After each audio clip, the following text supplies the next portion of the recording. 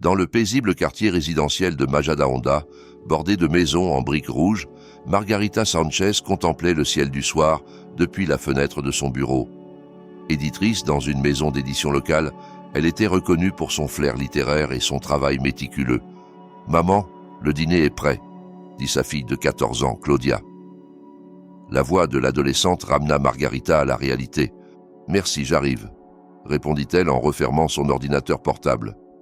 Avant de quitter son bureau, elle effleura distraitement son alliance. Cela faisait 15 ans qu'elle était mariée à Andrés, un cadre bancaire qui leur avait toujours assuré à elle et à Claudia une vie confortable.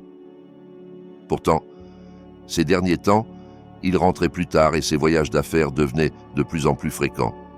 Une scène ordinaire, mais combien de fois un simple doute devient-il la clé qui ouvre une histoire inattendue? En entrant dans la salle à manger, Margarita vit que Claudia avait déjà mis la table. « Papa n'est pas encore rentré ?» demanda-t-elle. « Non. Je l'ai appelé, mais il m'a dit que la réunion s'éternisait, » répondit Claudia avec un haussement d'épaules. « D'accord, » dit Margarita calmement. Ces derniers temps, Andrés passait de moins en moins de temps à la maison. Était-ce vraiment pour ses réunions et ses dîners avec des clients, comme il le prétendait? Le doute traversa son esprit, mais elle le repoussa aussitôt. Andrés avait toujours été un mari attentif et fiable. Elle n'avait aucune raison de douter de lui. Connaît-on vraiment ceux qui nous sont les plus proches? Reste avec nous jusqu'à la fin pour découvrir comment cette histoire va complètement basculer. « Maman, qu'est-ce que tu veux pour ton anniversaire après-demain ?» demanda Claudia pendant le repas. « Je n'y ai pas beaucoup réfléchi. T'avoir toi me suffit. Mais il faut faire quelque chose de spécial, » insista Claudia avec tendresse. Margarita sourit. « Je me demande si papa a pensé à t'acheter un cadeau, » ajouta Claudia. « Eh bien, avec tout ce qu'il a à faire en ce moment, je ne sais même pas s'il s'en souvient. » À ce moment-là, la porte d'entrée s'ouvrit. « Je suis rentré », annonça la voix d'Andrés, et Claudia courut à sa rencontre. Margarita resta assise, l'attendant. Andrés entra dans la salle à manger, encore en costume, et prit Claudia dans ses bras. Il avait l'air épuisé. « Désolé pour le retard. Ce client ne finissait plus de parler, » dit-il, embrassant Margarita sur la joue. « Ce n'est rien. Allez, on dîne avant que ce ne soit froid, » répondit-elle. Pendant le repas, Andrés parla peu du travail. Il préférait écouter attentivement les anecdotes scolaires de Claudia. Margarita les observait, refoulant de petites inquiétudes. « Au fait, Marga, » dit Andrés, utilisant son surnom affectueux, « à propos de ton anniversaire, il y a un souci. » Son expression s'attrista. « On m'envoie à Barcelone à la dernière minute pour le travail. Je ne pense pas pouvoir être là ce jour-là. » Margarita ne put cacher sa déception. « Ah, d'accord. Le travail passe avant tout. Mais je te promets qu'on le fêtera comme il se doit, à mon retour, » dit Andrés avec conviction. « Toi aussi, tu as déjà ressenti ce mélange de compréhension et de vide quand quelqu'un que tu aimes est absent à un moment important. Reste, car cette histoire va bien au-delà de ce que tu imagines. » Margarita acquiesça, à peine. Ce soir-là, seule dans son lit, elle décida d'appeler son amie Lucia. « Andrés part en voyage d'affaires. Pile pour mon anniversaire. Je pensais organiser un petit dîner. Ça te dirait de venir ?»« Bien sûr, » répondit la voix joyeuse de Lucia au téléphone. « Et pourquoi ne pas inviter Léonore aussi? Elle cuisine divinement. » Léonore, sa voisine, était comme une seconde mère pour Margarita. Je lui demanderai demain. En préparant la soirée, son humeur s'améliora. Même sans Andrés, peut-être pourrait-elle passer un bon moment entourée de ses amis. Mais la veille de son anniversaire, Andrés agissait de manière étrange. Il consultait son téléphone à plusieurs reprises, puis le rangeait précipitamment. Lorsqu'elle lui parlait, il répondait de manière évasive. Il semblait cacher quelque chose. « À quelle heure pars-tu demain ?» demanda-t-elle. Andrés sembla surpris. « Tôt. Je comptais partir avant ton réveil. » Margarita ne dit rien. Le matin venu, elle constata qu'Andrés était déjà parti. Sur son oreiller, une note d'anniversaire manuscrite l'attendait. « On fêtera ça dignement à mon retour. Je t'aime. » Se sentant un peu seule, Margarita se consacra à ses tâches habituelles.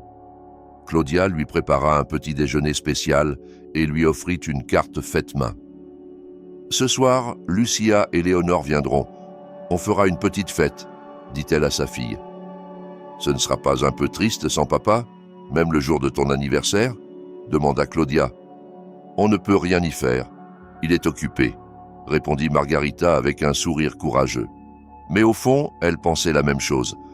Parfois, derrière les habitudes les plus banales, se cache une histoire capable de tout bouleverser. Si cette histoire t'intrigue, montre ton soutien avec un like et abonne-toi. Tu ne manqueras ainsi aucun récit qui éveille les consciences et touche le cœur. En rentrant du travail, Margarita reçut un message de Lucia. « Un imprévu. J'arriverai un peu plus tard. Léonore et moi serons là à 19h. Prépare tout. » Et à 19h, le visiophone sonna. En ouvrant, Margarita trouva Lucia et Léonore. « Joyeux anniversaire !» crièrent-elles en chœur. « Allez, vite! Où est-ce qu'on va ?» demanda Margarita déconcertée. « Pas le temps d'expliquer, » répondit Lucia avec un sourire. « Mets ton manteau et viens avec nous tout de suite. » À moitié poussée, Margarita monta dans la voiture sans savoir où elle l'emmenait.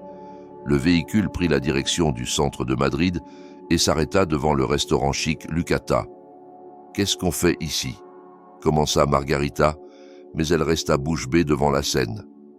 Là, à l'entrée du restaurant, debout et en costume, se tenait Andrés. « Surprise !» dit-il avec un grand sourire. « Le voyage à Barcelone, c'était un mensonge. J'avais tout prévu pour te faire passer une soirée spéciale. » Margarita n'en revenait pas. « Mais pourquoi ? Viens, tout le monde t'attend. » Andrés lui prit la main. Dans une salle privée du restaurant, des amis proches les attendaient, sa collègue Jessica, ses amis Sarah et Diego, et même Claudia. « Surprise !» dirent-ils tous ensemble. Margarita en fut si émue qu'elle en eut les larmes aux yeux. Elle fut profondément touchée par les efforts d'Andrés. Tous ses doutes s'évaporèrent en un instant. « Alors c'est pour ça que tu agissais bizarrement ces derniers temps ?» lui chuchota-t-elle à l'oreille. « Désolé, j'ai menti pour garder la surprise », répondit-il d'un ton penaud. « Mais je voulais voir ta réaction. » Le dîner fut splendide, la conversation fluide, les rires abondants. Margarita passa un moment merveilleux, comme elle n'en avait pas connu depuis longtemps. Après le dessert, Andrés se leva et leva son verre. « Ce soir, nous sommes réunis pour célébrer l'anniversaire de ma chère épouse, une mère exceptionnelle et une éditrice talentueuse. Margarita, » dit-il avec émotion. 17 ans depuis notre rencontre, 15 de mariage. Elle a toujours été la lumière de ma vie. Parfois, dans les gestes les plus beaux se cachent les vérités les plus dures. Reste avec nous, car ce qui vient va te bouleverser. Le cœur de Margarita se gonfla des mots de son mari. Elle se sentit coupable d'avoir douté de lui ces derniers temps. « Et ce soir, j'ai un cadeau spécial pour toi. » Andrés sortit une petite boîte de sa poche. « Je l'ai commandé spécialement pour toi. » En l'ouvrant, Margarita découvrit une élégante montre-bracelet. Son design était simple mais raffiné, avec un cadran bleu nuit. Le bracelet, fin et argenté, brillait doucement sous la lumière. « Je suis sans voix. »« Elle te plaît ? Je l'ai faite faire sur mesure. Regarde au dos. » Andrés retourna la montre pour lui montrer la gravure « Amour éternel ».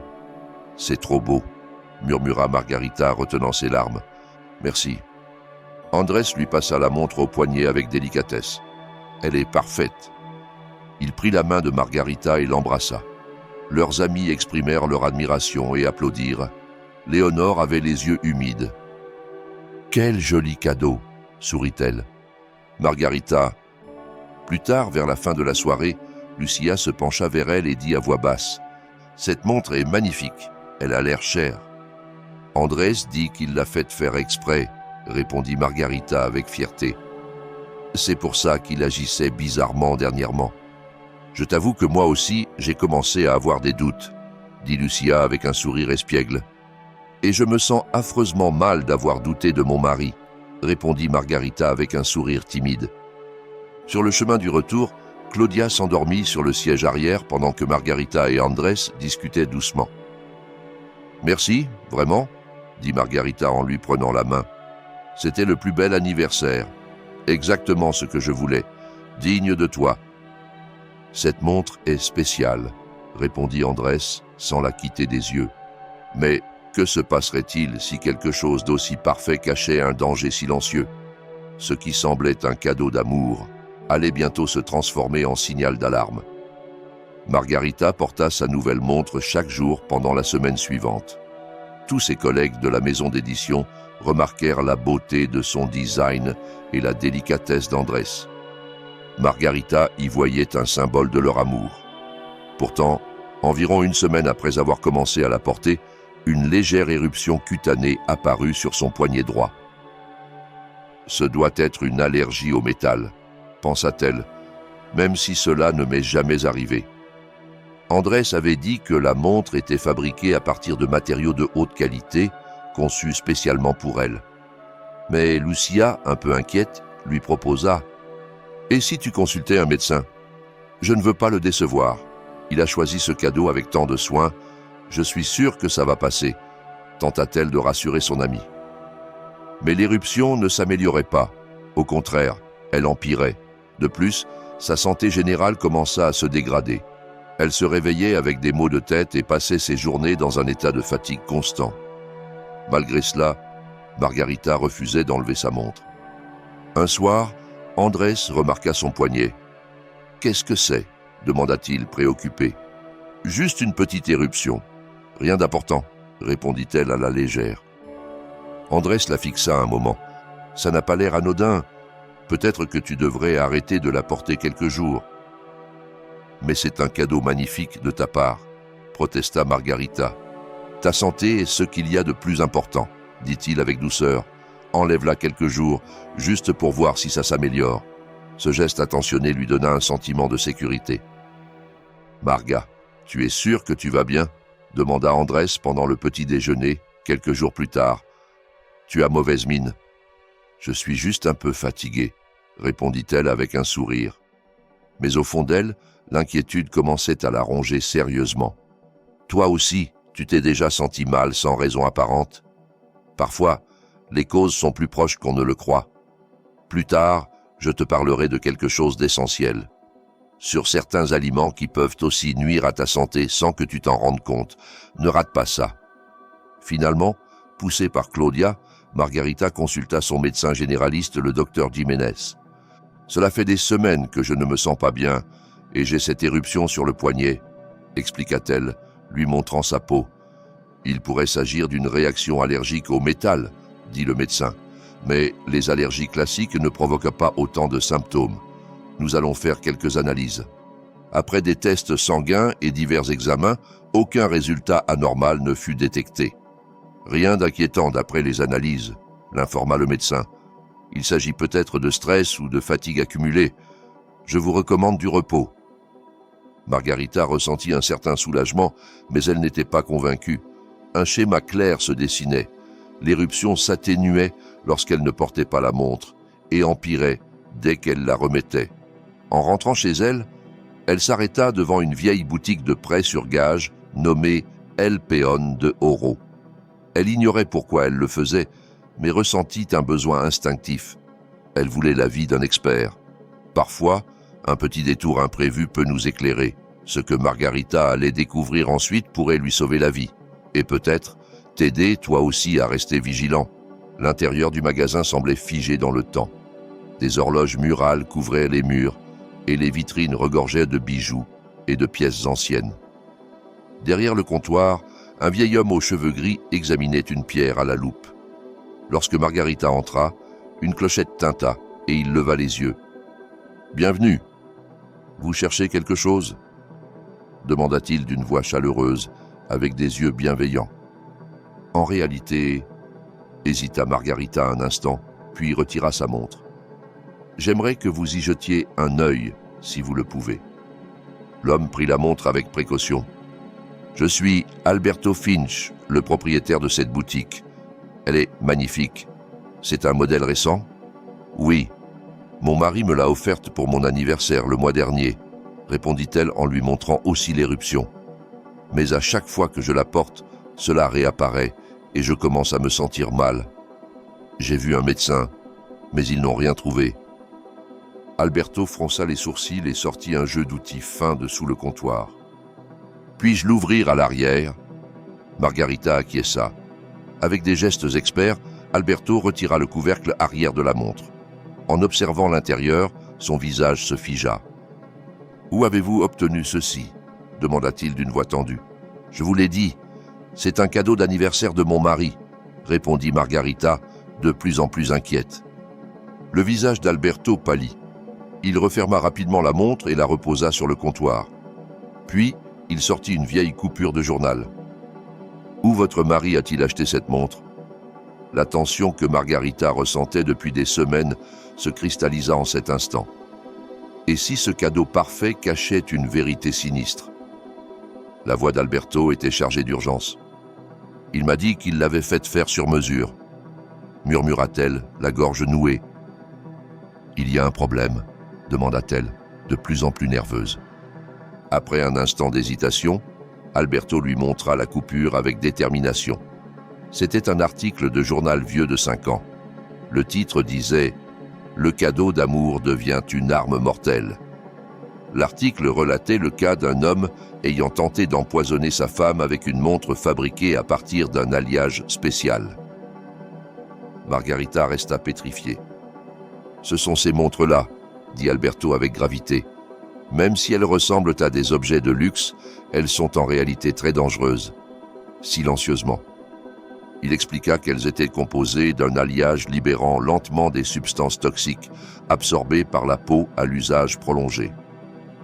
Il y a 5 ans, un homme a été arrêté pour avoir tenté d'empoisonner sa femme, avec une montre comme celle-ci.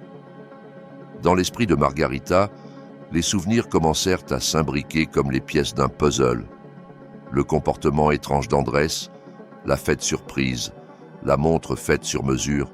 « Non », souffla-t-elle, tremblante. « Mon mari ne ferait jamais une chose pareille. » Alberto la regarda avec sérieux. « Vous devez aller voir la police, immédiatement. » Désemparée et horrifiée, Margarita sortit de la boutique, la montre à la main. Son esprit était en pleine tempête, mais une chose était claire, elle devait aller à la police. Arrivée au commissariat, elle tenta d'expliquer ce qui se passait à l'agent de garde, mais les mots s'emmêlaient dans sa bouche. « Écoutez, mon mari, poison. S'il vous plaît, calmez-vous et parlez lentement », lui demanda l'agente avec douceur. Sur son badge, on lisait « Détective Jennifer Diaz », une femme d'environ 45 ans, au visage serein et aux yeux encore vifs. Elle conduisit Margarita dans une salle séparée et l'écouta attentivement. Les mains tremblantes, Margarita lui remit la montre et raconta tout ce qu'Alberto lui avait dit en détaillant ses récents symptômes et l'éruption cutanée. « Est-ce possible que... mon mari essaie de me tuer ?» Jennifer prit la montre avec précaution et la plaça dans un sac à preuves. « Nous allons enquêter, et je veux que tu passes d'autres examens médicaux. Si la montre libère des toxines, on devrait pouvoir les détecter dans ton organisme. » Margarita acquiesça, entre peur et confusion. « Mais je vous en prie, ne dites rien à Andrés. Si c'est vrai, je ne sais pas de quoi il serait capable s'il se doute de quelque chose. »« Ne t'inquiète pas, » dit Jennifer en lui prenant la main. « Ta sécurité passe avant tout. Commençons par réunir des preuves. » Ce même soir, Margarita passa un examen complet à l'hôpital. On lui préleva du sang, de l'urine et des échantillons de l'éruption. On l'informa que les résultats prendraient quelques jours. Parfois, le poison ne se manifeste pas tout de suite. Il agit lentement, silencieusement, comme beaucoup d'aliments que nous consommons sans savoir qu'ils nous nuisent de l'intérieur. Plus tard, je te parlerai de cela, alors reste jusqu'au bout. Sur le chemin du retour, Margarita ressentait des vertiges intermittents et son esprit était envahi de pensées terrifiantes. Et si Andrés essayait vraiment de la tuer, que devait-elle faire à présent? Il fallait qu'elle agisse normalement. Elle ne pouvait pas le laisser deviner qu'elle savait. À son arrivée, Andrés n'était pas encore rentré. Claudia lui dit qu'elle dormait chez une amie. Margarita resta seule dans la cuisine, préparant le dîner presque machinalement. « Je suis rentrée », annonça la voix d'Andrés en refermant la porte. Margarita inspira profondément et afficha un sourire. « Bienvenue. » Ta journée s'est bien passée » Andrés l'embrassa sur la joue. « Comme d'habitude. Et toi ?» Ses yeux cherchèrent dans son poignet. « Où est ta montre ?» Le cœur de Margarita fit un bond. Elle commençait à se détériorer un peu, alors je l'ai portée chez l'horloger. « Ah bon ? Il paraît qu'elle avait besoin d'un petit entretien. Je la récupérerai dans quelques jours. » Une expression fugace traversa le visage d'Andrés. « Dommage. J'aimais te voir avec cette montre. » Pendant le dîner, Margarita fit de son mieux pour maintenir une conversation naturelle. Elle parla de l'école de Claudia, de la maison d'édition, de tout sauf de ce qui lui pesait vraiment. Andrés semblait normal lui aussi, mais de temps à autre, il la fixait, comme s'il l'observait en détail. Après le repas, tandis qu'il prenait sa douche, le téléphone de Margarita vibra. C'était un message de Jennifer. « Nous avons déjà les résultats préliminaires. Des substances toxiques ont été détectées dans la montre. Elles sont également présentes dans ton analyse de sang. On en parle demain matin. Sois prudente cette nuit. Si quelque chose arrive, contacte-moi immédiatement. » Margarita lut le message, les mains tremblantes, et l'effaça aussitôt. Le lendemain matin, elle quitta la maison tôt. Elle dit à Andrés qu'elle avait une réunion à la maison d'édition, mais en réalité, elle se rendait au commissariat. Jennifer l'attendait déjà et la conduisit dans une salle privée. « Nous avons les résultats définitifs, » dit-elle, l'air grave. « La montre contient des toxines. » « Des toxines ? Elle est conçue pour libérer de petites quantités au contact de la chaleur corporelle via un alliage spécifique. » Margarita serra sa tasse de café entre ses mains glacées. « Pourquoi mon mari ferait-il une chose pareille ? » « Nous avons convoqué Andrés Sanchez pour l'interroger, » poursuivit Jennifer. « Avec les preuves que nous avons, nous allons voir ce qu'il dit. » À cet instant, un autre agent entra. « Monsieur Sanchez est arrivé. » Jennifer regarda Margarita avec sérieux. « Je préfère que tu attendes dans la pièce à côté. »« Je veux entendre ce qu'il dira, » répondit Margarita. Elle observe Andrés entrer dans la salle d'interrogatoire, à travers un écran de surveillance. D'apparence un peu perdue, Andrés pénétra dans la pièce. « Pourquoi m'a-t-on demandé de venir ? Où est ma femme ? » « Votre épouse est en sécurité, » répondit Jennifer calmement. « Monsieur Sanchez, pouvez-vous nous parler de cette montre ?» Le visage d'Andrés se tendit un instant. « Bien sûr, qu'est-ce qu'elle a ? » « Où avez-vous acheté cette montre ? » ?»« Dans une horlogerie de luxe à Majadahonda. Elle s'appelle Elegant Time. Je l'ai faite faire sur mesure, » répondit-il avec assurance. « Avez-vous une preuve de cet achat ?» Andrés sortit un reçu plié de son portefeuille. Jennifer le prit et l'examina attentivement. « C'est curieux, car nous avons vérifié et cette boutique n'existe pas. » Le visage d'Andrés blêmit. « Ça doit être une erreur. De plus, » ajouta Jennifer, « ce reçu est un faux. » Pendant ce temps, Lucia et Claudia tentaient elles aussi de comprendre ce qui se passait. « Je savais qu'on ne pouvait pas lui faire confiance, » dit Lucia avec fermeté. « Je l'ai senti dès que la santé de Margarita a commencé à se dégrader. » Claudia était perdue au milieu de tous ces événements. « Papa a essayé de tuer maman ?» demanda-t-elle, la voix brisée. « Ma chérie, écoute-moi, » dit Margarita en la serrant dans ses bras. « Ton père a fait des erreurs, mais toi, tu resteras toujours ma fille courageuse. » À l'issue d'un procès qui dura 3 mois, le jury déclara Andrés coupable à l'unanimité. Le juge le condamna à 20 ans de prison pour tentative de meurtre et fraude à l'assurance. Le jour du verdict, Margarita lut une déclaration devant le tribunal. « Je t'ai aimé et j'ai eu confiance en toi pendant 15 ans. Tu as été mon mari, le père de notre fille, mais tu as trahi tout ce que nous avons construit ensemble. Pourquoi ? Pourquoi as-tu tenté de me tuer ? » Pour la première fois, Andrés prit la parole. « Je t'ai aimé, oui, autrefois, mais les gens changent. Quand j'ai rencontré Vanessa, j'ai compris que je voulais tout recommencer. Un divorce aurait été long et j'avais besoin d'argent. » La salle resta figée dans un silence absolu. Le juge prononça la sentence « Vos actes représentent l'une des formes les plus viles de trahison. Un homme censé protéger sa famille ne peut justifier d'avoir planifié sa destruction. C'est l'un des crimes les plus méprisables que ce tribunal ait vu. Malgré la blessure émotionnelle profonde, Margarita ressentit un soulagement. La vérité avait éclaté et elle avait réussi à sauver sa vie.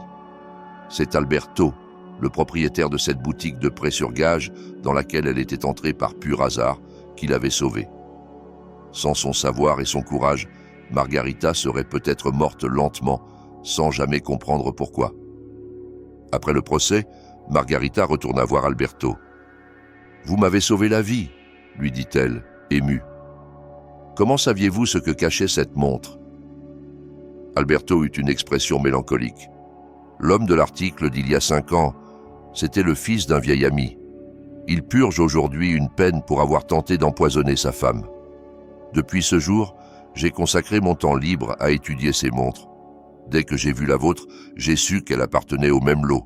« Merci », dit Margarita en lui prenant les mains. « Je ne sais pas comment continuer à vivre, jour après jour. »« On vient de vous offrir une seconde chance, » répondit Alberto avec douceur. « Ne la gaspillez pas. Et à propos de seconde chance, nous pensons souvent que les dangers viennent uniquement de l'extérieur. Mais la vérité, c'est que même ce que nous mangeons chaque jour peut nous nuire de l'intérieur sans que nous nous en rendions compte. Vers la fin de cette vidéo, je vous indiquerai où découvrir quels sont ces aliments du quotidien qui accélèrent le vieillissement de vos cellules. Ne partez pas encore. 6 mois plus tard, par une matinée ordinaire, Margarita préparait le café dans la cuisine de son nouvel appartement. Le soleil du matin inondait son visage. Elle avait perdu du poids, mais gagné en force. « Tu as encore fait un cauchemar, maman ?» demanda Claudia pendant le petit déjeuner. « Un peu, mais ils sont de moins en moins fréquents, » répondit-elle avec un sourire. « La thérapie t'aide ? Oui, petit à petit, les choses s'arrangent. Grâce à une thérapie spécialisée dans les traumatismes et au soutien de ses amis, Margarita commençait à se reconstruire. Les toxines avaient été complètement éliminées de son corps et sa santé physique s'améliorait. Le traumatisme émotionnel, lui, mettrait plus de temps à guérir. Tous les samedis, une tradition s'était installée, visiter El Peón de Oro. Alberto était devenu un second père pour Margarita et Claudia, qui adoraient écouter ses histoires sur les montres et les bijoux. « Voici une bague art déco des années 20, avec un design très rare, » expliqua Alberto à Margarita un jour. « C'est une merveille. Je vous remercie pour tout votre savoir. »« Non, non, je n'ai fait que mon devoir, » répondit-il modestement. Margarita se lia également d'amitié avec l'ex-détective Jennifer. Grâce à sa recommandation, elle commença à fréquenter un groupe de soutien pour victimes de violences invisibles. Là, elle rencontra d'autres personnes ayant vécu des expériences similaires et trouva du réconfort en découvrant qu'elle n'était pas seule. 1 an après le procès, Margarita se mit à assister à des ateliers d'écriture dans le centre civique de son quartier. Elle sentait que raconter son histoire pouvait l'aider à guérir. Finalement, elle décida de compiler tout ce qu'elle avait vécu dans un livre. Pendant ce temps, Andrés vivait en isolement complet, en prison. La famille de Vanessa l'avait abandonné et tous ses recours furent rejetés. Il purgerait sa peine jusqu'au bout. 5 ans plus tard, le livre de Margarita, Poison silencieux, Les heures de mon mari, devint un best-seller et contribua à mettre en lumière les violences domestiques invisibles. Elle reçut des lettres de lectrices lui disant « Ton livre m'a sauvé la vie ». De nombreuses femmes, piégées dans des situations semblables, comprirent les dangers qu'elles couraient grâce à son témoignage. Lors de l'événement de clôture pour la sortie de son livre, Margarita donna une conférence intitulée « Qu'est-ce qu'une vraie famille ?» Le sang ou le mariage ne suffisent pas à définir une famille. Nous avons été trop obsédés par les formes traditionnelles, mais la véritable famille est composée de ceux qui se soucient réellement de vous et souhaitent votre bonheur. Au premier rang, Alberto et l'ex-détective Jennifer l'écoutaient avec attention. Même sans lien de sang, ils étaient devenus sa véritable famille. « Margarita et Claudia, » déclara-t-elle en s'adressant au public, « je veux vous dire aujourd'hui, n'ignorez jamais les signaux d'alerte. N'ayez pas peur de demander de l'aide, il y aura toujours quelqu'un qui tient sincèrement à vous. C'est ça, votre vraie famille. La vie de Margarita avait commencé sous le signe du drame, mais grâce à cela, elle avait trouvé une nouvelle famille et un chemin pour aider bien d'autres personnes. Ses blessures ne guériraient peut-être jamais complètement, mais grâce à elle, elle était devenue plus forte. Elle avait grandi et elle était renaissante. Et maintenant que tu connais cette histoire, laisse-moi te poser une question très sérieuse. Savais-tu que certains aliments que tu consommes tous les jours peuvent accélérer silencieusement le vieillissement de ton corps? Il ne s'agit pas seulement de rides ou de fatigue, mais de dommages réels, internes, qui affectent ton énergie, ta peau et même ta santé mentale. Dans la description de cette vidéo, tu trouveras une information essentielle. Une liste d'aliments du quotidien qui accélèrent le vieillissement cellulaire sans que tu t'en rendes compte. Ne néglige pas ce signal. Ton corps te parle. Donne-lui une chance de se régénérer. Consulte dès maintenant cette description et découvre quels aliments tu dois commencer à éviter au plus vite et comment protéger ta jeunesse et ton bien-être de l'intérieur. Parce que parfois, comme ce fut le cas pour Margarita, ce qui semble le plus inoffensif peut être ce qui te détruit le plus.